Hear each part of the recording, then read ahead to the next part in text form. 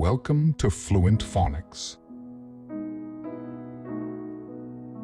Today we will learn how to pronounce the word singleness. Singleness. Singleness. Singleness.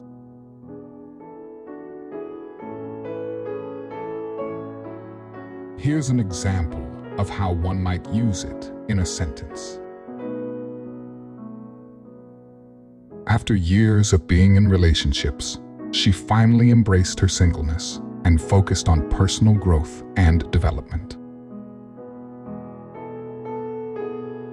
Singleness refers to the state of being unmarried or unattached, often characterized by independence and focusing on oneself.